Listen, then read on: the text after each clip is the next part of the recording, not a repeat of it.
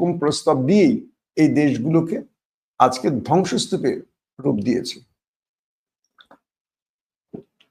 আজকে ইরাক পৃথিবীতে একটি ভঙ্গুর রাষ্ট্র, সিরিয়া একটি অকার্যকর রাষ্ট্র।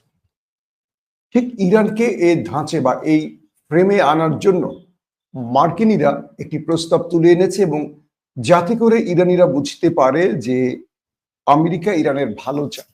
তারা স্যাংশন তুলে নেবে, ইরানের টাকা বিদেশে যেগুলো আটকা আছে সেগুলো ফেরত দেবে, আরো 3,000 কোটি টাকা ডলার ইরানকে দেয়া হবে সহযোগিতা। আপনারা কি কথা শুনতে পাচ্ছেন? একজন লিখছে কথা জোরে শোনা যাচ্ছে না।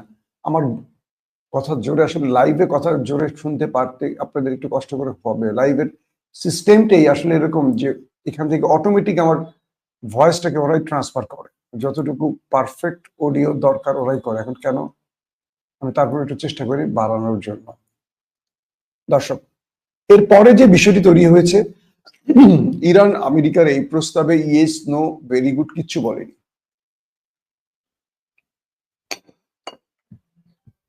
ইরানকে মূলত যে ট্র্যাপে ফেলতে চাইছে, ফাঁদে ফেলতে চাইছে, সেটা হলো ইরানকে মার্কিন যুক্তরাষ্ট্র তার কন্ট্রোলে আনার জন্য জনগণের মধ্যে বা সেনাবাহিনীর মধ্যে বা ডিপ স্টেটের মধ্যে বা সংস্থাগুলোর মধ্যে একটা বিভ্রান্তি তৈরি করার জন্য এই নীল নকশাটা তৈরি করা হয়েছে, যাতে করে সেনাবাহিনী বুঝতে পারে, যাতে করে বিভিন্ন সংস্থা বুঝতে পারে যে আমেরিকা তো আমাদেরকে ভালো অফার করেছে, তাহলে আমরা ইরানের এই বিপ্লবী সরকারের বিরুদ্ধে দাঁড়াই এবং একটা জনসমর্থন তৈরি করে এই সরকারের হটাই, তারপর আমেরিকার সাথে আমরা আমাদের প্রেমটাকে পাকাপোক্ত করি।